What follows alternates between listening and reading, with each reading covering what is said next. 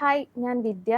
ഹരിതം child development സെന്ററിലെ consultant psychologist ആണ്. ഇന്ന് നമ്മൾ ഡിസ്കസ് ചെയ്യാൻ പോകുന്ന ടോപ്പിക് സ്കൂൾ റിഫ്യൂസൽ ആണ്. പൊതുവെ പാരൻസ് എപ്പോഴും കംപ്ലൈൻറ്റ് ചെയ്യുന്ന ഒരു ടോപ്പിക്കാണ്, അല്ലെങ്കിൽ കൺസേൺ ആണ് ഇവർക്ക് സ്കൂളിൽ പോകാൻ ഒരു മടിയുണ്ട് എന്നുള്ളത്.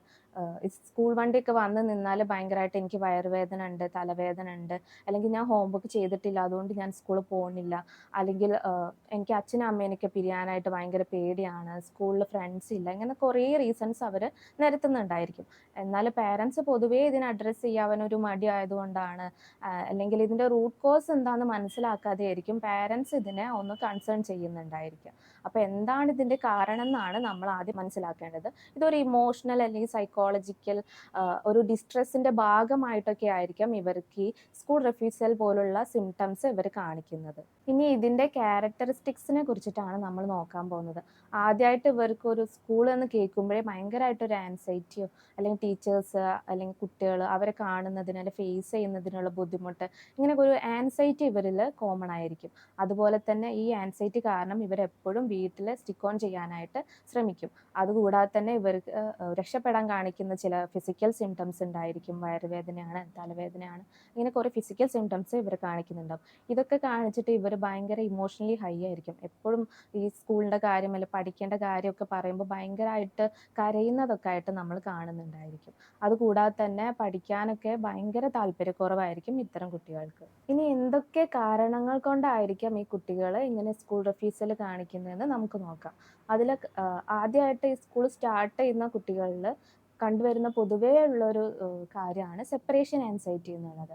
പാരൻസിൻ്റെ കൂടെ അത്രയും കാലം ഒരുമിച്ച് വളർന്ന കുട്ടികൾക്ക് പെട്ടെന്നൊരു സിറ്റുവേഷനിലേക്ക് പോകുമ്പോൾ അവരിൽ നിന്ന് വിട്ട് പിരിയാനൊക്കെ ഭയങ്കരമായിട്ട് ഡിഫിക്കൽട്ടി ആയിരിക്കും. അപ്പോൾ സെപ്പറേഷൻ ആൻസൈറ്റി കൊണ്ടായിരിക്കാം ഒരുപക്ഷെ അവർ ഈ സ്കൂൾ റിഫ്യൂസൽ കാണിക്കുന്നത്. അതുകൂടാതെ സോഷ്യൽ ആൻസൈറ്റി കൊണ്ടായിരിക്കാം. അതായത് ഇപ്പോൾ ചെറിയ കുട്ടികൾ തന്നെ ആയിരിക്കണമെന്നില്ല, കുറച്ചുകൂടി ഒരു അഡോളസെൻറ്റ് ഏജിലുള്ള കുട്ടികൾക്കും വരാവുന്ന ഒരു കാര്യമാണ് സോഷ്യൽ ആൻസൈറ്റി എന്നുള്ളത്. അവർക്ക് പൊതുവേ വീട്ടിൽ നിന്ന് ചിലപ്പോൾ അത്രയ്ക്ക് പുറത്തേക്ക് എക്സ്പോഷർ കിട്ടാത്തവർ, കമ്മ്യൂണിക്കേഷൻ റെഡി ആവാത്തവരൊക്കെ ഉണ്ടായിരിക്കും. അപ്പോൾ ഇത്തരം കുട്ടികളിൽ പൊതുവേ ഫ്രണ്ട്സിനോട് എങ്ങനെ കമ്മ്യൂണിക്കേറ്റ് ചെയ്യണമെന്ന് അറിയുന്നുണ്ടാവില്ല, അതോറിറ്റീവ് ആയിട്ടുള്ള ടീച്ചേഴ്സിൻ്റെ അടുത്ത് എങ്ങനെ ബിഹേവ് ചെയ്യണമെന്ന് അറിയുന്നുണ്ടല്ലോ. അപ്പോൾ ഇവരോടൊക്കെ ഒരു സംസാരിക്കാനുള്ള പേടി കാര്യങ്ങളൊക്കെ കാരണം കൊണ്ട് സോഷ്യൽ ആൻസൈറ്റി പോലുള്ള കാരണങ്ങളും ഇതിന് ഭാഗമായിട്ട് വരാവുന്നതാണ്. അതുകൂടാതെ തന്നെ ഞാൻ തോറ്റു പോകുമെന്നുള്ളൊരു പേടിയൊക്കെ കുട്ടികളിൽ കോമൺ ആയിട്ട് വരുന്നുണ്ടായിരിക്കും. ഇപ്പോൾ പാരൻസിൻ്റെ ആയാലും പ്രഷറും കമ്പാരിസണും ഒക്കെ കാരണം ഞാൻ തോറ്റു പോവുമോ, അല്ലെങ്കിൽ കുട്ടികളുടെ ഇടയിൽ കളിയാക്കപ്പെടുമോ, അല്ലെങ്കിൽ ഇത്തരത്തിലുള്ള കമ്പാരിസൺ ഒക്കെ വരുമ്പോൾ തോൽവി എന്ന് പറയുന്നത് എപ്പോഴും കുട്ടികൾക്ക് ഭയങ്കര ഒരു പേടിയുള്ള കാര്യമായിട്ട് നമ്മുടെ സൊസൈറ്റിയിൽ മാറുന്നുണ്ടായിരിക്കും. ഇനി കുട്ടികൾക്ക് ഒരു മോട്ടിവേഷൻ്റെ കുറവുകൊണ്ടൊക്കെ ആയിരിക്കും ഇവർ സ്കൂളിൽ പോകാനൊരു മടി കാണിക്കുന്നത്.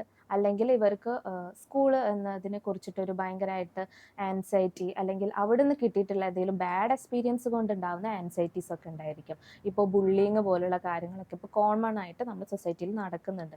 അപ്പോൾ അതുകൊണ്ട് കുട്ടികൾ ഇങ്ങനെ റിഫ്യൂസൽ കാണിക്കാം. അതുകൂടാതെ തന്നെ സോഷ്യലി ഐസൊലേറ്റ് ചെയ്യപ്പെടുന്നത് കൊണ്ടും ഉണ്ടായിരിക്കാം.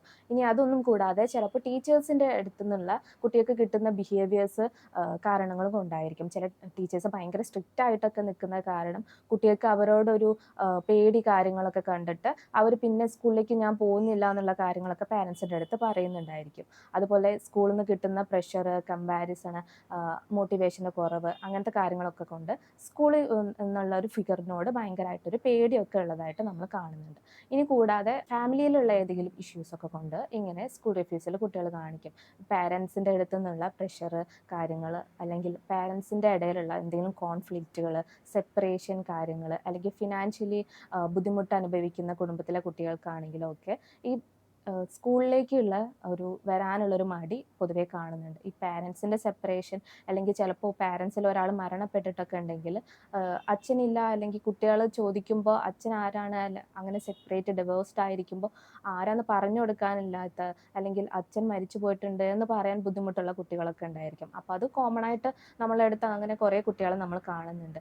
അപ്പോൾ അങ്ങനെ ഒരു റീസൺ കൊണ്ട് അവരുടെ അടുത്ത് ഞാൻ എന്ത് പറയും എന്നുള്ള ഒരു പേടി കൊണ്ടൊക്കെ ഇവർക്ക് സ്കൂൾ റിഫ്യൂസൽ പൊതുവേ ഇങ്ങനെ കാണിക്കാറുണ്ട്. ഇപ്പോൾ നമ്മൾ പറഞ്ഞിട്ടുള്ളത് ആൻസൈറ്റി കൊണ്ടായിരിക്കാം കുട്ടികൾ സ്കൂൾ റിഫ്യൂസൽ കാണിക്കുന്നതെന്നാണ്. എന്നാൽ ഇതിൽ പെടാത്ത ചില ആൾക്കാരുണ്ട്.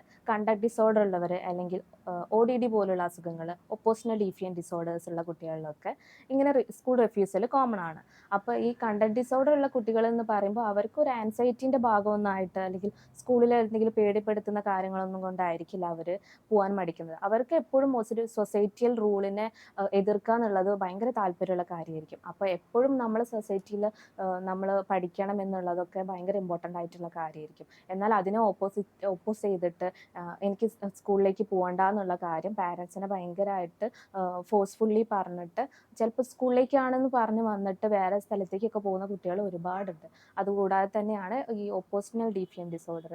അവർക്ക് എപ്പോഴും പാരൻസിനെ ഓപ്പോസ് ചെയ്തിട്ട് സംസാരിക്കണം. അപ്പോൾ അതിന് വേണ്ടിയിട്ട് അവർ അതോറിറ്റീവായിട്ടുള്ള ടീച്ചേഴ്സിൻ്റെ അടുത്ത് ഓപ്പോസിറ്റായിട്ട് സംസാരിക്കുക, അങ്ങനെ ഭയങ്കരമായിട്ട് ഓപ്പോസിറ്റ് ആയിട്ട് സംസാരിക്കുന്ന കുട്ടികളിലും ഇങ്ങനെ സ്കൂൾ റിഫ്യൂസൽ പോലുള്ള ബിഹേവിയേഴ്സ് ഉണ്ട്. അതൊരു ആൻസൈറ്റിൻ്റെ ഭാഗമായിട്ട് മാത്രമായിരിക്കുന്നില്ല, അതൊരു ട്രെൻഡ്സിൻ്റെ ഭാഗമായിട്ടും ഇങ്ങനെ വരാവുന്നതാണ്. ഇനി സ്കൂൾ റിഫ്യൂസൽ കാണിക്കുന്ന കുട്ടികളിൽ വരുന്ന മറ്റൊരു കാരണം കൊണ്ടായിരിക്കാം ഇത് വരുന്നത്. അത് ചിലപ്പോൾ ലേണിംഗ് ഡിസബിലിറ്റി അഥവാ പഠന വൈകല്യങ്ങൾ കൊണ്ടൊക്കെ ആയിരിക്കും. അപ്പം ഈ കുട്ടികൾ എത്ര ശ്രമിച്ചിട്ടും ചിലപ്പോൾ അവർക്ക് ഇത് പറ്റാത്തത് കൊണ്ടായിരിക്കും. എന്നാൽ പാരൻസ് ഇത് മനസ്സിലാക്കുന്നുണ്ടായിരിക്കില്ല. അവനൊരു മടിയനായതുകൊണ്ടായിരിക്കും ഇവന് ഈ പഠിക്കുന്നതിന് ഇങ്ങനെ ഇൻട്രസ്റ്റ് കാണിക്കാത്തത്, പഠിച്ചുകൊണ്ടിരിക്കുമ്പോൾ എണീറ്റ് പോകുന്നത്, അല്ലെങ്കിൽ സ്കൂളിലേക്ക് പോകാണ്ടിരിക്കുന്നതൊക്കെ മടി കൊണ്ടായിരിക്കാം എന്നാണ് പൊതുവെ പാരൻസ് വിചാരിച്ചുകൊണ്ടിരിക്കുന്നത്.